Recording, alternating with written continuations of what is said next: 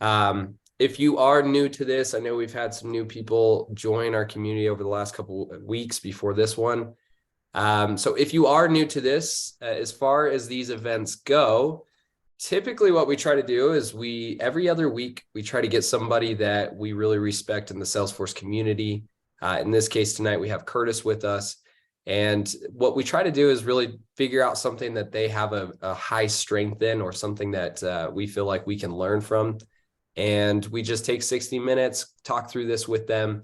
But really what the point of all this is like, I could talk with Curtis all I want, which is great. I love talking with Curtis.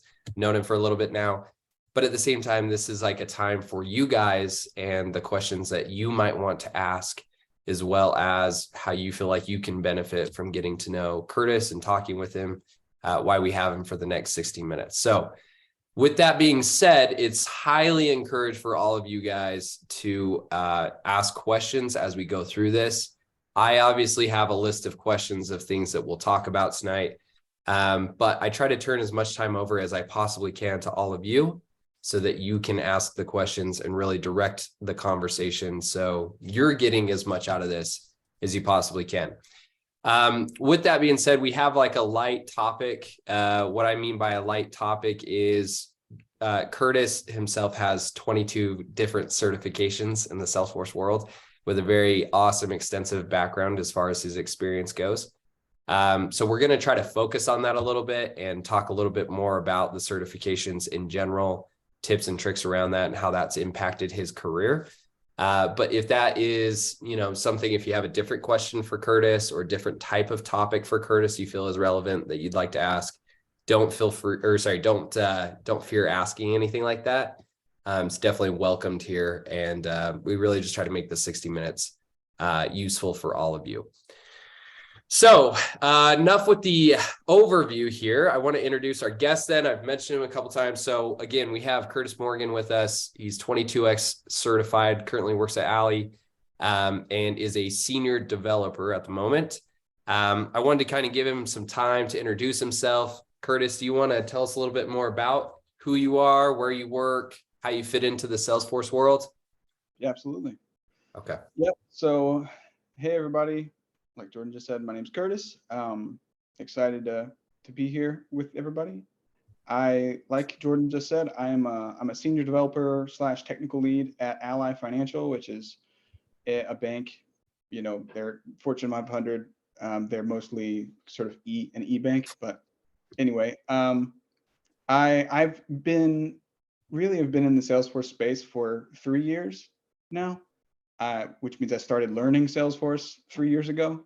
And I was thinking I might just sort of start us off by describing my journey to this point briefly. And I was thinking too, I'm going to say salary numbers that I had along the way, just for like full transparency, because I was just thinking and trying to empathize with you guys on your journeys. And I was thinking, if that might be helpful. That might just be some good information to have another data point to hear someone who's been through it. So I started, like I said, about 3 years ago, started studying. And at the time I was working as a project manager for a group of small businesses, kind of just doing whatever they needed me to all over the place, sometimes working like first and third shift. And it was pretty rough work-life balance wise. It was decent pay wise. I was at 58,000 in that position. But at that time I decided at least I needed an improvement, right? So I had started kind of learning to code. I was listening to some coding podcasts and different things, which is where I first heard about Salesforce. And it just so happened that around that time, my wife at her company, she worked at a bank as well. A Salesforce opportunity came up and she jumped for it, and she got it because she was an internal employee there. So she actually was the first person in our household, at least, to get acquainted with Salesforce. And just like over the next year of her being employed and me kind of watching and to continue to learn to code, I realized how awesome Salesforce is, both just like as a profession, as a community, as a financial opportunity. And we were just both getting really excited about it. So after about a year of her being employed, she started getting offers that were like 2x what she had been making at first. So she started at 45 K, not really knowing what a Salesforce admin was worth or anything. And then she started getting offers at around 90 after a year. And that's when I was like, hang on a second, I need to be jumping on this bandwagon. So that was January 2020. I really just, I'm a kind of an all or nothing guy. So I really went just like full force into Salesforce study mode. And so the first 3 certs I got were admin, app builder, and then dev 1, because I had already been, learning the code and stuff on the side. And that took me about 5 months for those 3. The admin one took me by far the longest. It took me like 3 months.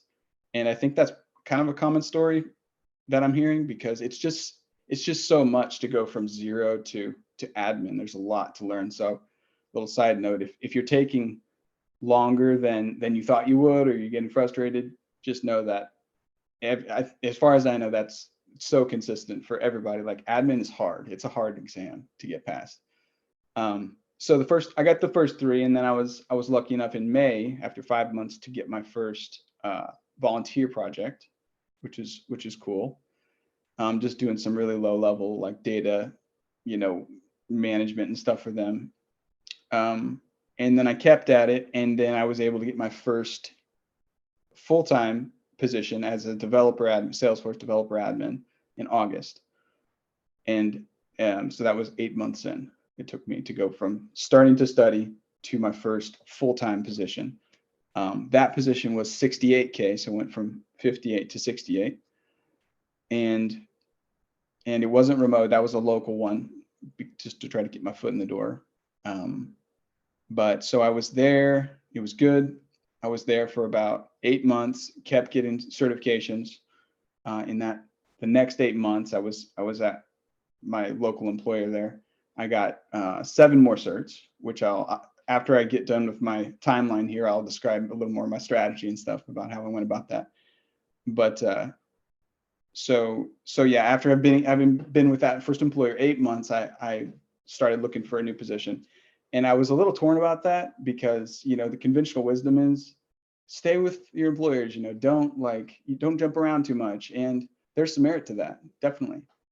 But I will say, when you're first starting out, in my experience, when you're first starting out, especially in the Salesforce space, you can't be afraid to move if you feel like that's what's required to get your next significant pay jump, because sometimes there's no way around it. So I did that, and the next move was, I was a position of a Salesforce developer with the consultancy. 10 times certified at that point. I think that was like March. So that was about a year and change into my Salesforce journey. And then I feel like I'm getting a little rambly here, but I worked for the consultancy for about a year and got 10 more certs during that time, partially because they paid for them, which was amazing. And then I moved to Ally, which is where I am now, and I'm at 130 base now. So that was my, hopefully not too exhausting of a little story for my timeline there. No. But yeah, I just wanted to, I guess, in a nutshell, yeah, just explain, like, here's my path, and here's the sort of the salaries along the way that I experienced. And I think it's repeatable, is my point. Like, I don't have a use for pride. I try not to be prideful, if as much as possible. And I feel like that it might be helpful just for someone else who's, currently on the path to. Yeah. Oh, 100%. And I know when we do like Zooms in general, everybody here, I love that everybody in our community always turns on their camera so you can at least see some facial expressions. But to your point too, I know, like, sometimes when I start talking a lot to them, I was just like, are people like actually caring about what I'm saying, or like what's going on? But that was super great. So I just want to echo that. Yeah, it's really nice because for whatever reason, in most cases, this isn't just Salesforce, but in most cases, like, money becomes kind of like taboo. And it is funny because I feel, in my opinion too, it's like the times that I feel like I've had the most help in the Salesforce community is the very select few who have chosen to like tell me what they make. And the reason that helps so much is because then you actually know what to ask for, and you know what to try to shoot for. So it does not come off prideful at all. If anything, it's super helpful to know, to be like, okay, well, this is where I'm at. This is like my skill set. This is what I have. And Curtis is making X amount at this. So maybe this is what I can shoot for in that range. So that's Yep. super helpful. So I really appreciate you taking the time to walk us through that. Yeah. I wrote down a couple notes, like as you were talking. Mhm. Obviously want to get into like maybe your regimen a little bit for how you studied for all those certs. But before that, one of the things you mentioned that comes up often in our community is you talked about like a volunteer project. Did you do any type of community or boot camp, or was this all on your own when you first started? It was all my own. And Okay. honestly, looking back, there were things that I know now I could have done to accelerate my progress. Yeah. Community being one of them for sure. But yeah, it was totally me just sort of like bulldogging it out there. Okay, cool.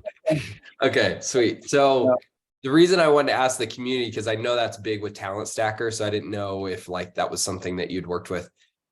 So your volunteer project, how did you end up like finding one of those? Where did you go look for one of those? Yep. Great question. I went to Catchafire. I actually went to several different websites that, just allow mostly nonprofits to post job opportunity or postings, and requesting volunteers to do various things.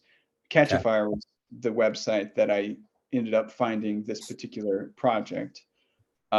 It was, and I still know the guy. He was a great guy. He still is a great guy to work with.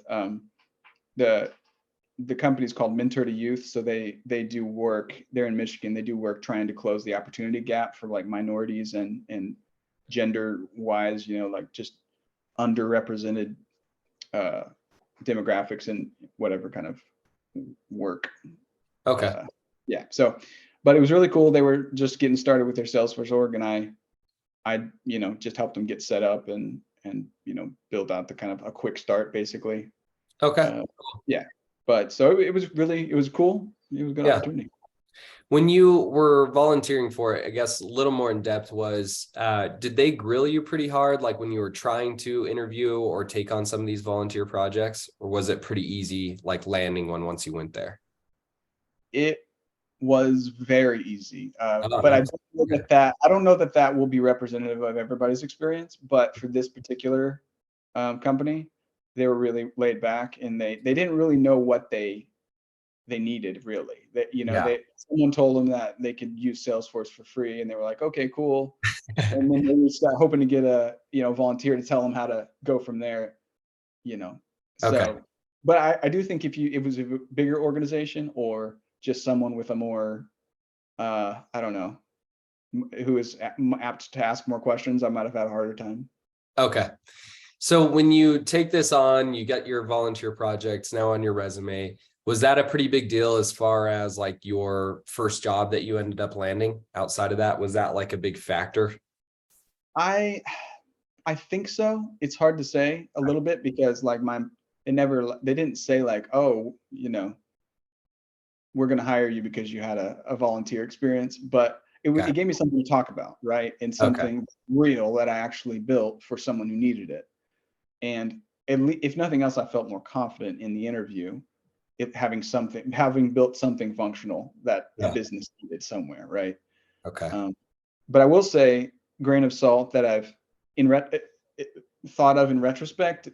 Um, just make sure if you do opt for a volunteer project that you don't pick something that's out of your skill set or over your head. Don't accept something just because you got to have an experience to get the job, like because you could do some damage. And I didn't do any damage, I don't think, but looking back, I would have done way better stuff. Obviously having years under my belt, but anyway, just a little Yeah. footnote.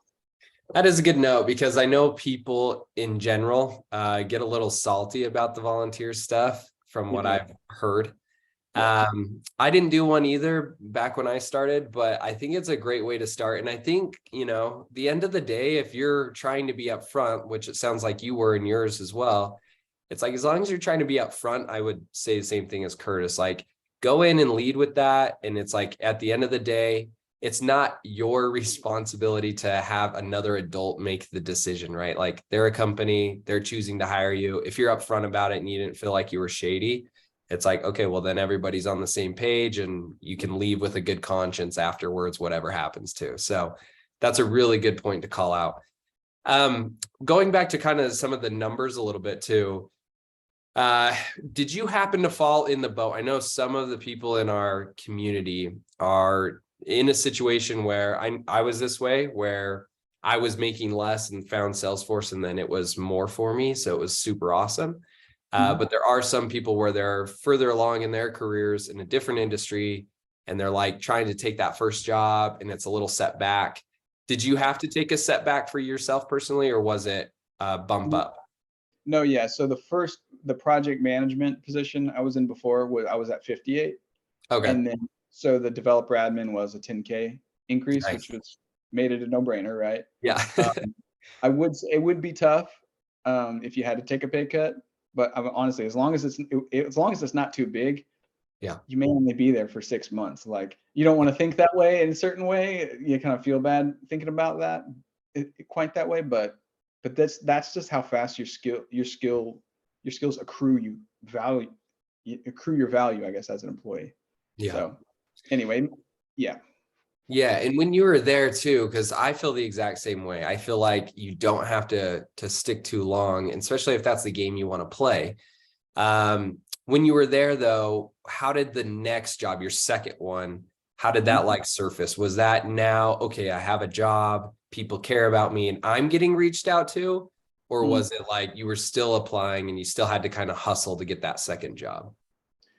Yeah, that's a good question. Actually, I got reached out to on the second job. Okay. And I think part of it was just because I was already in a position. And the other part was because I had 10 certs on my header. And I Yeah. think that it's a scroll stopper a bit. Yes. And honestly, we'll talk about this more later probably, but that's a lot of the use of certifications, in my opinion, is marketing yourself. But anyway, to answer your question, no, someone from the consultancy actually reached out to me. He was a local guy and saw that we were in the same area, and he just sort of reached out and asked to chat. And I was like, you know what? Maybe I should That's consider well. it. So Okay. yeah, right. Okay. Very cool. Yeah, because that is a big one right there where it's like, if you're moving up, then like you said, it's a no-brainer because you're like, sweet, I get paid more. For some of the people where it's like, maybe I would be a little more empathetic because I've had certain situations like that where I've taken an interview, I really want to work for a company, but then it's like a little less. And I'm like, I don't know if it's like worth it because, and it's probably not even that big of a deal because like, what is 5 or 10K like over a year, right? Like paycheck to paycheck. But in your head, you're still like, dang, I'm making less. And the idea is always to like go up in your brain. So so it is cool to know like that it was fairly quick for you to be able to kind of get into a job, feel good about it, have somebody else reach out, obviously being super proactive on your side still of getting the certifications. So that's really cool. I wanted to kind of highlight that. Jumping over to your certifications, obviously themselves. So you have 22 of them, you got 10 fairly quick. What was like the overall idea when you first started it? Was the idea when you first started that whole thing to say, you know what, I'm going all in. And the idea is not a ton of people can say they have 22, or let's just say you're shooting for a high number. Was the idea like a marketing strategy more than anything, or, it kind of turned into that later on? Yeah. So I think it started just watching like YouTube videos like David Liu, Okay. who's Yeah. at one point at least was recommending like, hey, get 5 right off the bat, and that'll set you apart. And I was like, you know what? Like one of my strengths is test taking. I have Okay. weaknesses, plenty of them, but Yeah. I'm kind of a nerd for tests. So I was like, why wouldn't I do this? Which lets me systematically learn parts of Salesforce and build this metric that is apparently meaningful to employers. Mhm. But I didn't start aiming for 22 by any means. I started aiming like at 5, and then I got to 5, and I was like, well, I still have energy for this. Wouldn't 10 be cool? Yeah. And then I got to 10. I was like, well, now I have to go to 20. So I just kind of kept going. The other thing was once I got to 10, I could see that we were going to have a kid, our first child, Okay. roughly when we would have our kid. And I was thinking, man, if I can put in a ton of time now and build the cert count, that would be great, because I don't know if I'm gonna have time when he arrives, and I'm glad I did. Just, how things turned out. So yeah. Okay. Yeah, and that's a good idea too, as far as like looking ahead for the future. Sometimes we can kind of forget that a little bit, where you get wrapped up in just like your day to day, and it's like, I don't really have like the time. But kind of to your point, it's like, if I don't think I have time now, like what's it going to be like when I have my first kid, I'm Yeah. sure like when that happened, I don't have kids yet either. So it's like same idea when it's like, I just look at all my friends that do have kids and I'm just like, I don't know how you guys get anything done. I mean, it looks like it's just all day, every day you guys are watching your kids, and I'm like living this luxurious life where I feel like I'm strapped on time, but I'm like, Right. I'm really not, because I just can do whatever I want when I want. Right. Yeah. So super good point that way too, to kind of look long term, to be like, okay, hey, even if this isn't going to be like a forever thing, it's cool to try to take advantage of that now where I have that availability. Yep. And that's a cool way to kind of, I feel like, maybe work on some of those goals. Did you feel like that helped with motivation to have somewhat of like an end in sight, where it's like, Oh, hey, when this child comes, maybe I got to slow down? yeah, definitely. I was. Yeah, and it helped. It helped because we knew had an end in sight, and it also helped to sort of make more of a game out of it too. Because not only do you have a definite pass fail here, but you also have a timeline, right? So Yeah. I don't know, kind of beat the buzzer type scenario. But Okay. yeah, I will say, and you might be getting to this, but I will say, like, I'm glad I did it, but I don't know that I would recommend it. Like getting all these certs. Like, there are more efficient uses of your time, and I Okay. posted about it recently. There are more efficient, in my opinion, more efficient uses of your time than Mhm. getting 22 certifications, Yeah. because it takes a lot of hours. It did for me. Yeah. And you can Yeah. use them in a different way, like content creation, for example. You could use those hours and become an outlier in a more efficient way, time wise. Yeah, I was gonna say, I think I saw your post about that, and it was kind of talking about how you wish you would have just kind of shared your journey from the get-go, and then maybe that would have affected how many certs you cared to try to get as well. Which, back when I did it too, it's been some time, but I started mine, I guess it was the same time though as you when you started getting into Salesforce. It was like 2020. Mm. I had finally made the decision. I'd been in Salesforce for like a year or two. And I was like, all right, like I noticed that, yeah, you could go down this path of a bunch of certifications and stand out, or you could, go out and speak at events and try to do the Dreamforce stuff. But once again, you kind of need some credentials to get in the first place. So I just did the same thing. And that's why I wanted to ask you that marketing question, is because that was honestly what it was for me. Like I didn't start content to be like, I'm going to start posting about stuff because like I want to be this influencer or something. It was like, I literally just saw it the same way. It was just, okay, hey, like I'm not going to go and get 22 certifications. I'm not great at test taking. I know that. And that's not something I want to do. But there is this other path, which is I could talk a lot about Salesforce, and not a ton of people are doing that. So I'm just literally going to do this as a marketing strategy to stand out, and then let's see where it goes. And it's kind of turned into what it was. But it's a really good point, like you said, to try to look for the ways of like, how can I be an outlier? How can I get someone to stop? How can I get somebody to like get attention from me? Because once you have that, it makes all the difference, right? It's like, okay, now they know I have 22 certifications. Now I've bought essentially the like permission from people to have conversations with me. Like it almost like buys you that access in a way where it's like, okay, yeah, I earned this, I paid for it. Now people are stopping to talk to me and get those conversations and take the time to look into my resume so that I can get those job opportunities, which I think is super cool. Yep. So that's really cool to know. Your study regimen itself, though, a lot of people here, I'm sure, like using Focus on Force. That's what I've used. But I know it's like maybe limited to what is on there, maybe 7 to 10 or so. I know there's quite a few like specialty ones that are not on Focus on Force. So how did you study for all of these things? What did that look like? Sure.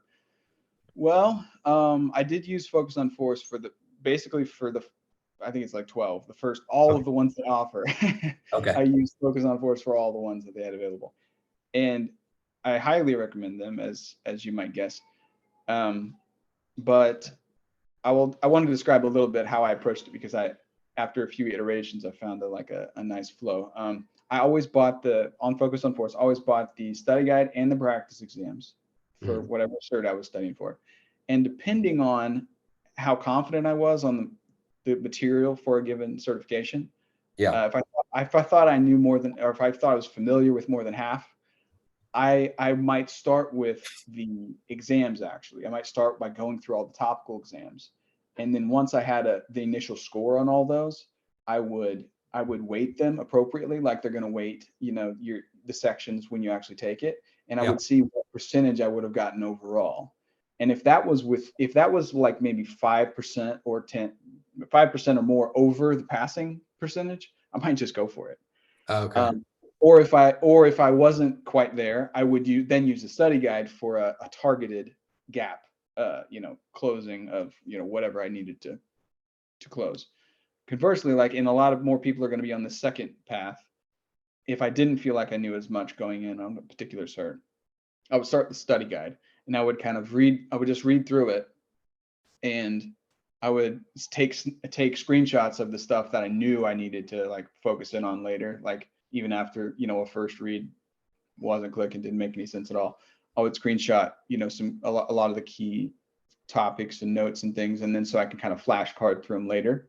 And then once I had my feet under me a bit, then I would start through and I'd do the same thing. I would take the topical exams, and pretty consistent theme. If I, on that first, weighted topical sort of accumulation score, if I passed on that percentage, you're pretty close to passing on the real exam. Okay. So I did that for, all 12 of the Focus on Force. And then after that, I felt confident to go out and kind of make my own study guide, having gone through those iterations. I just kind of felt more intuitive. It was more difficult for sure. Like, for some like the system architect certifications, like none of those are in Focus on Force. And you gotta kind of rummage around. Ladies Be Architects has some great material, like some outstanding video series, but you got to look for it. But then you do follow a similar procedure, though. You find what you don't know. You build your set of material that you're going to go through. You go through it once, you assess the gap, and then you target down and solve the gap and close the gap.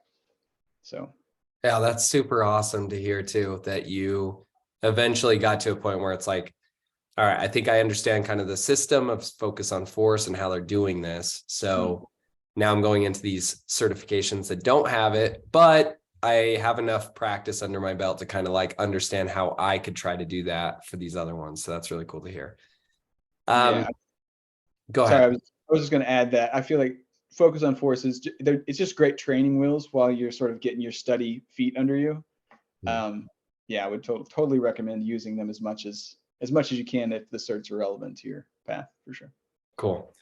One thing I wanted to maybe pull out here was, as you were going through some of those tests, you mentioned that depending on how you did on some of the practice tests and how well you felt you were doing per section, either you would start with that study guide or kind of go for it.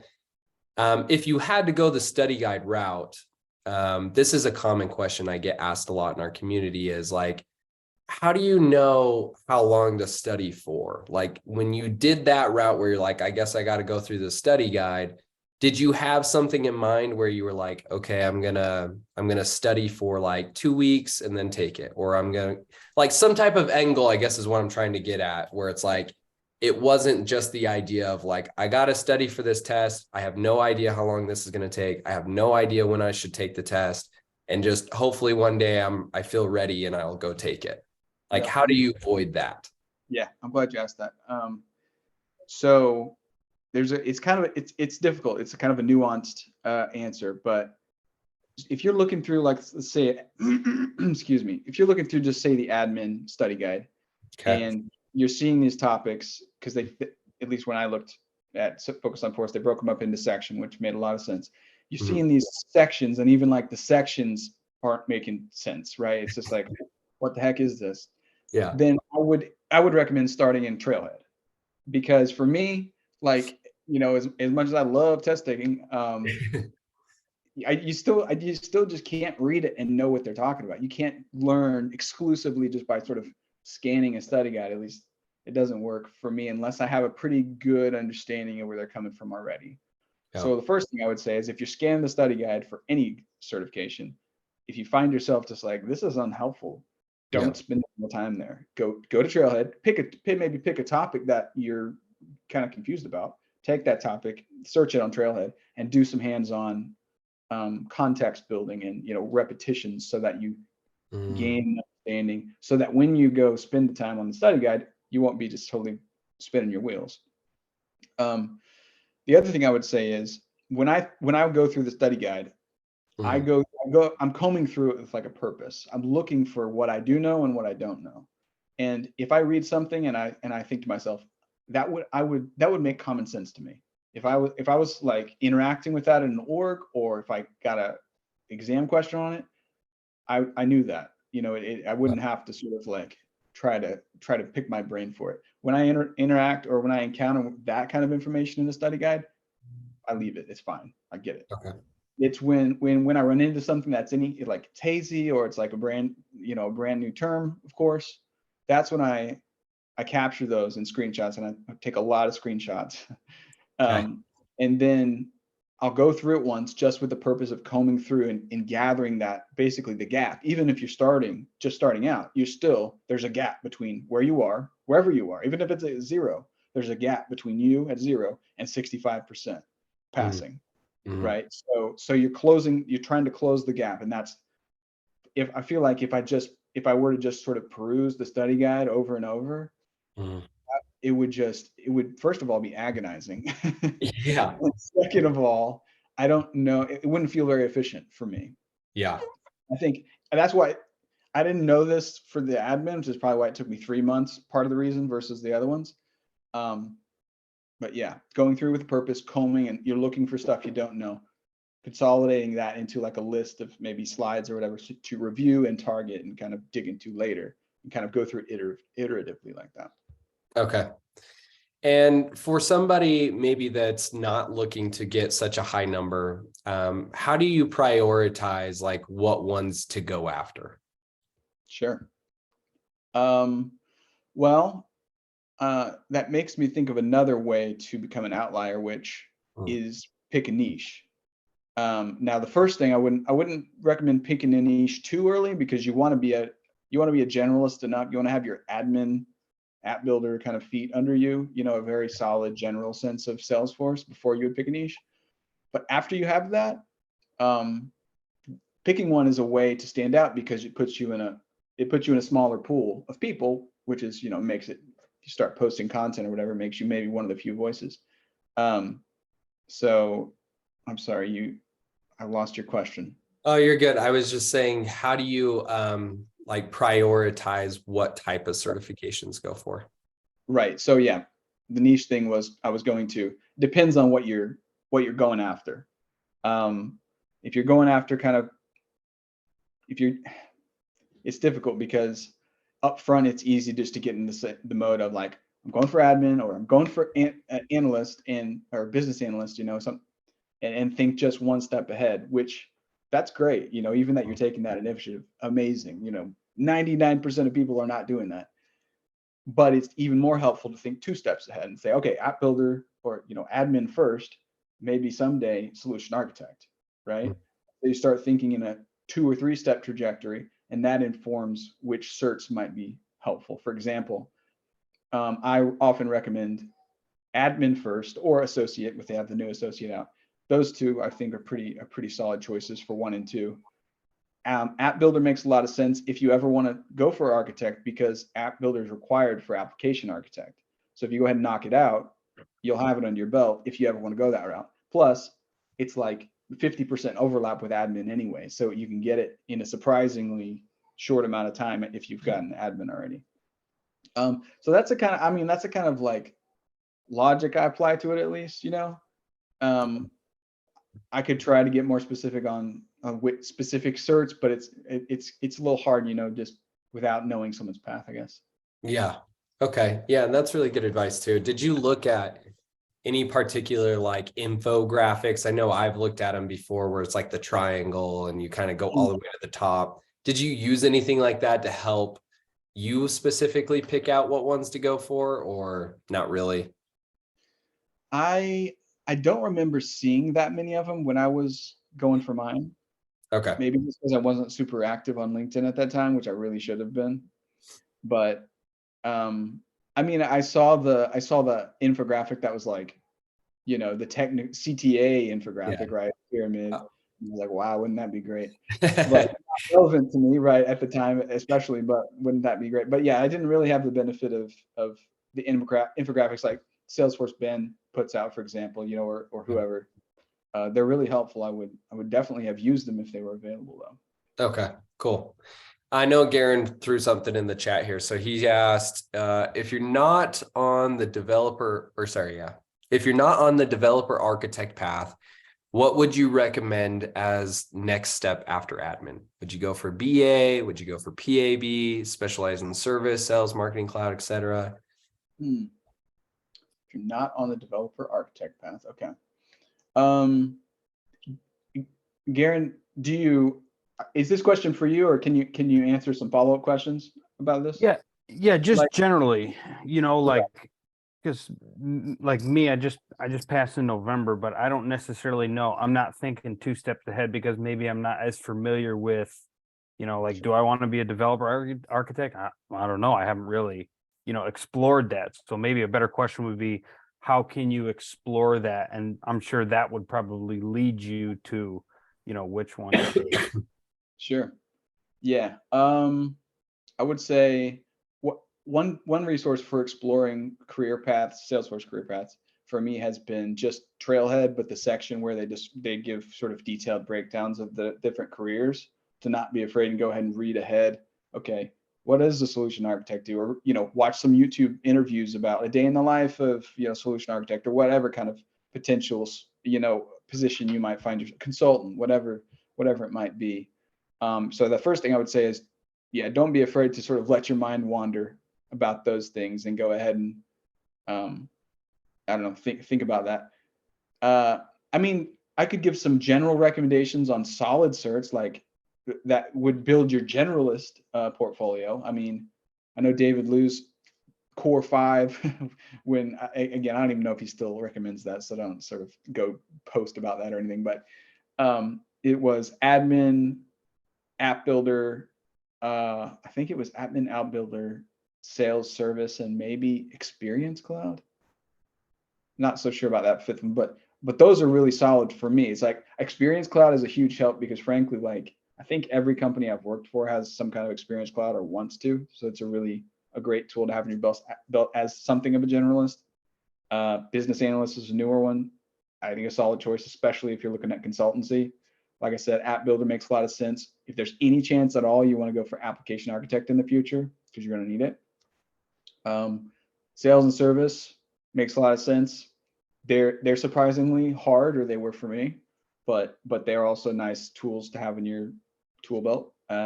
Also, advanced admin, I think, is a pretty solid one to add if you're more niching as a generalist admin, if there is such a thing. So does that answer your question, Garen? Or Yep.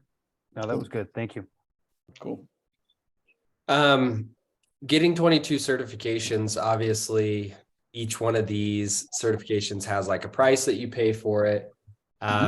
Not sure, obviously, if you paid it all out of your own pocket. Regardless, though, for some people, as far as money goes, right? Like, here's another interesting topic to me when it comes to Salesforce is there's a ton of stuff we all do for free. There's like, that's the culture, right? Like Ohana, we want to help each other. And I definitely believe in that and think we should. But I think a lot of the times it also brings up this other side, which is like, when do you pay for something? When do you charge people for something? And it kind of puts it in this like weird light. So the same idea with like your certifications, right? Like, we want to get these certifications to look good. We want to learn about them. Same time, they cost money.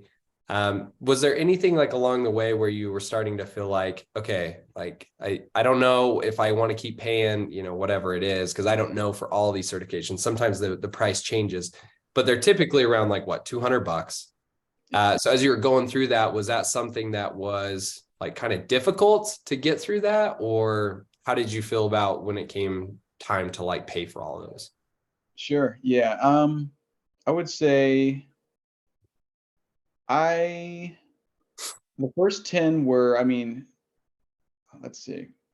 I would say the first 10 were, I mean, definitely something to consider. I considered an investment. How I reasoned it in my own mind is like, I can invest in the S&P and Yeah. get 7% a year, or I can invest $200 in myself and get 20,000 per year percentage return, right? If you look at it percentage return wise, let's say you take the exam 3 times, and you have to pay $400 total for a $200 exam, right? Because it's half every retake.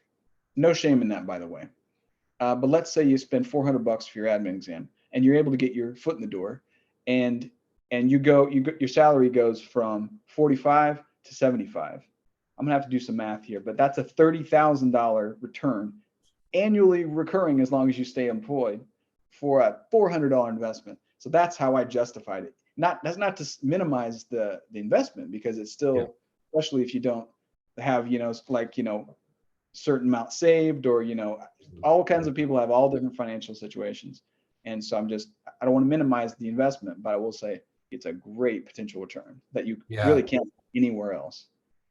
Which I really like that approach. I really like the approach of like, you know, hey, what am I actually going to do with this $400? You know, when that $400, if I put this into myself, apply for these jobs, I have the potential, depending on where you're at financially with your job right now, I have a good opportunity here to like make a ton of money back, a huge ROI off this $200 or $400 or whatever you spend.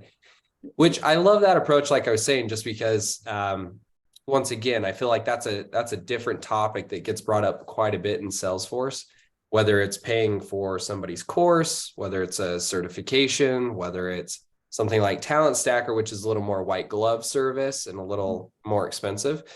But I look at them all the same way, like you said, too. It's just like, you know, Talent Stacker is another good example of that, where it's like, you know, sometimes people are a little uncomfortable with the price that you got to pay to get in. I know it's thousands.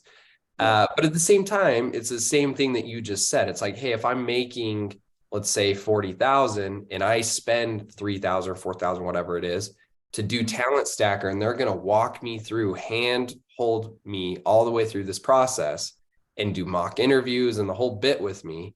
And then I'm almost guaranteed this job to get 65, 70K.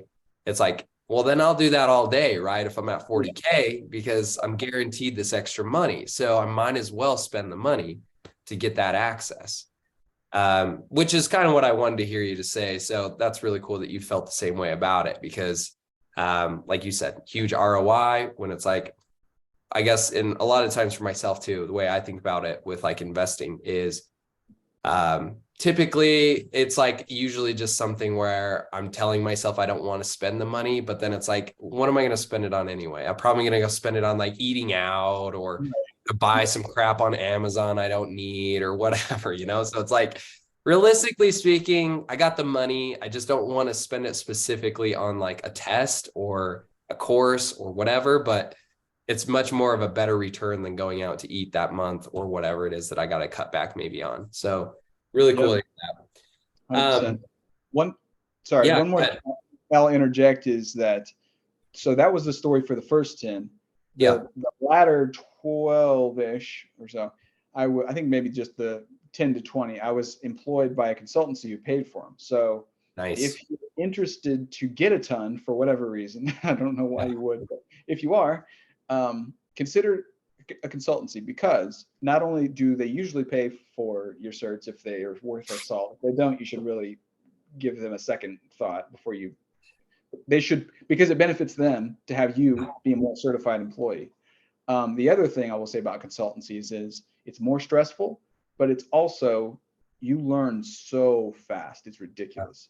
So if you were interested in trying to accelerate your knowledge really quickly, join a consultancy for 12 months, a good, a reputable one, a good one. Get some certs, learn at 110 miles an hour. You will, and you'll be stressed, but I have worked for end users and I've worked for consultancies, and they have their pros and cons. And this is a big pro of consultancies. So cool. There's one question I want to get to before I ask Vera's for you. And this one goes with your like studying as well. How did you get over the hump where you felt like personally attached to either the score that you received on your test, or if you failed a test? Because I know for a lot of folks where it's like you're taking one or two maybe, and that's your goal, you'll go in, you take it, you fail, and then you put it off forever because your like confidence is shattered and you took it so personally. How do you get over that where it's just more of a numbers game? Yeah, that's a good question.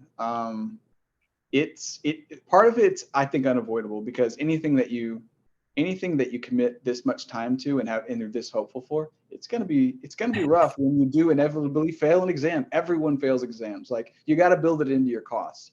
I would say build it in that you at least fail every exam once, so that if you don't average one fail per cert, you'll be so ecstatic, cost wise, right?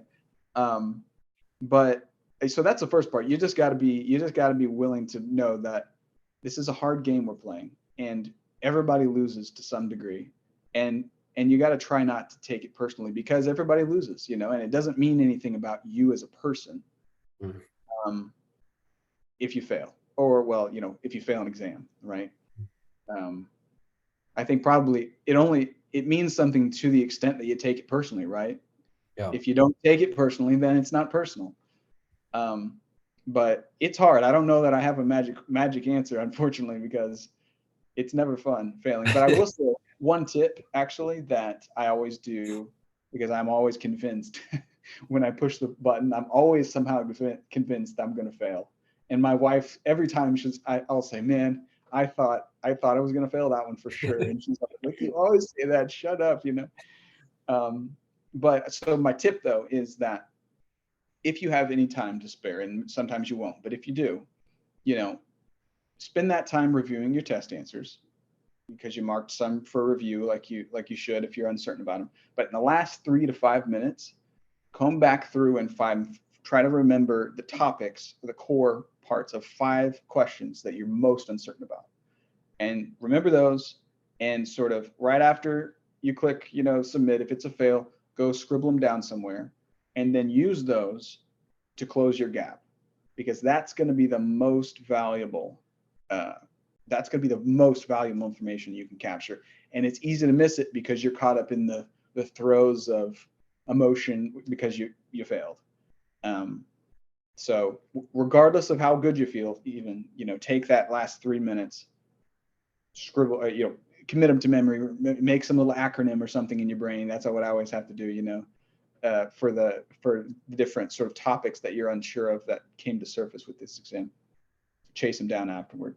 The next time, it just makes you so much more likely to pass the second time if you do that. Very cool tip.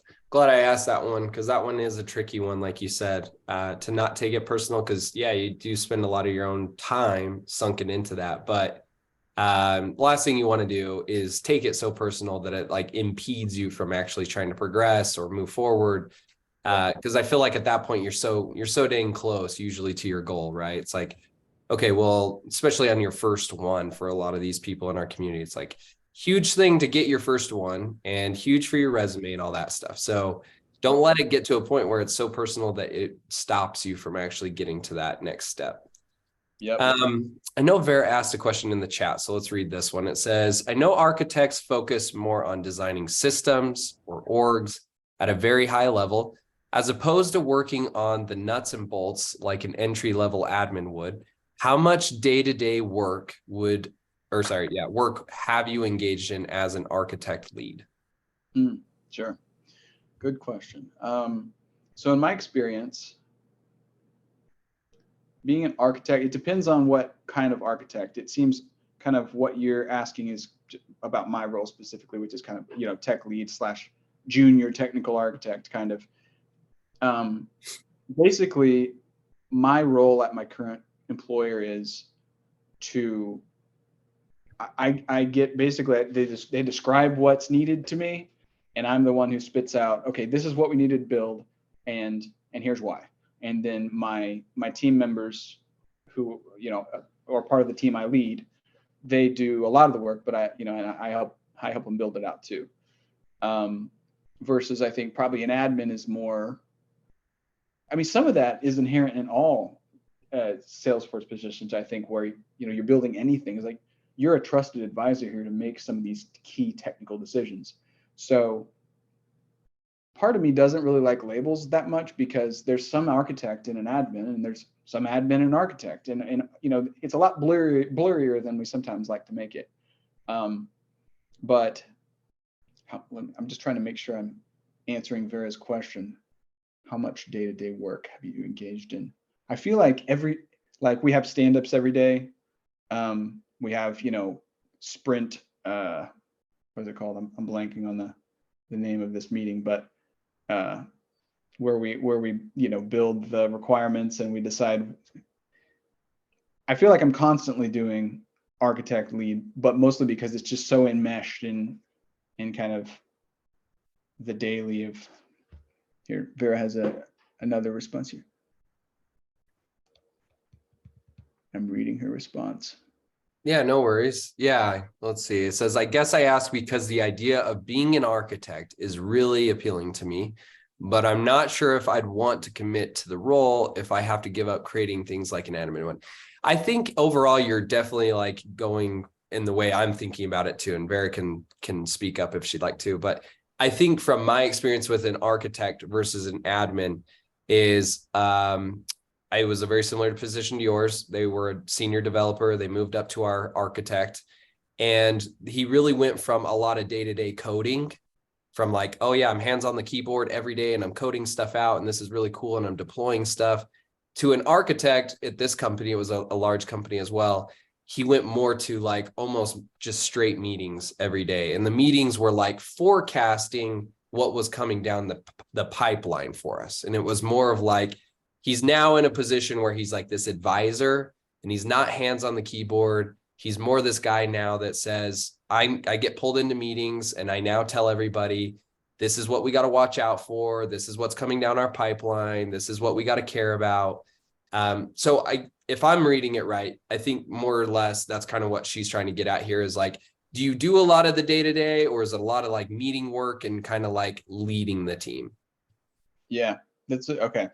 I honestly, for my official title is technical lead, and I think that specific title tends to be kind of 1 foot in development, 1 foot in architecture, and that's pretty reflective of my day-to-day. So I'm kind of like, part of my time building and helping my devs understand what they need to build, and the other part is, like Jordan just described, it's a lot of meetings, frankly, not very much fun. But I do think it's a little different too in different environments, like end users versus a consultant, maybe a little different, but I do think it's very meeting heavy for architects as a general rule. Yeah. Okay, that's cool. And yeah, I felt the same way with him. I talked a lot with him about it when he made the change, and I know at that time he really liked the hands on the keyboard type of thing. But like you said, it's like you're paying somebody to basically advise you on all that, and it, in a way, it made me feel like it's almost kind of like that C-level suite in like a company, right? Where it's like, when you talk to like a VP or you talk to a CEO or whatever, it's like, what are they typically doing too? Like, they have people doing the actual build, and they're more this visionary person. You're paying that person, or they're usually higher up, because they can take those pieces and like look further into the future and say, oh yeah, these are the things that we have to connect the dots on later down the road, which is definitely a huge skill set. It's more so than what we give credit to. Because I've definitely tried it, and it's something that's harder to think of than you would, I think, first expect when you're building stuff, because you're like, oh, I do this all day.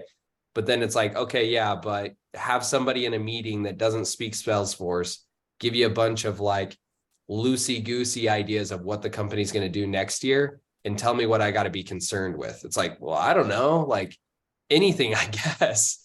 Yeah. So Yeah. I totally get what you're saying with that. Asking the right questions too becomes super important the more Right. architectural you get. For sure. Yeah. Yeah, that's a really good call and great question there by Vera. Vera, let us know in the comments if that response helped you out from Curtis. I know we have about 5 minutes left, so if there's anybody else that has questions, feel free to put them in here before we end. If not, I want to at least give you some time here too, Curtis. Is there anything specific you would like to plug at this time? Like, is there anywhere we want to follow you as a community or what you're doing or anything like that you want to mention? Yeah. I really don't have any big initiatives right now. Just sort of working on building the following. I'm on LinkedIn primarily. I just started on Twitter, but please follow me on Twitter as well. But it's a little pathetic, so don't laugh when you see because I just started, so don't judge me. But LinkedIn primarily is where I'm trying to post 5 days a week, motivation or technical insights, kind of just whatever. Not sure what I'm going to do with a following if it happens, but that's sort of the point or what I'm doing now. So reach out, follow me, connect, whatever. I'll be happy to see what you guys are up to on there too. Perfect. Okay. And I plugged Curtis's LinkedIn at the top of this chat. At the same time, obviously, we'll share it within the community so you guys know who he is and when to reach out. And yeah, I really appreciate your time tonight and going through this. I know making time, especially with a new child now and everything like that. I'm sure there's plenty of other ways that you could be spending your time tonight. So really appreciate you taking time to talk with us. And I know these are always super helpful for our community. And so it goes kind of the same way with you. If there's anything that any of us can do for you, feel free to reach out to us. We're happy to help you out. And we'll look forward to, I'll send you all this stuff so that you can kind of review it before we post it. Otherwise it should be up on YouTube sometime next week or the week after. Cool. Yeah, no, I had a blast. Really appreciate everybody being on and contributing to the conversation. And best of luck if you're on your Salesforce journey. Let me know. Seriously, let me know. Direct message me if I can help in any way. Awesome. Thank you so much. And we'll wrap it up here. Appreciate it, everybody. We'll talk soon. Take care.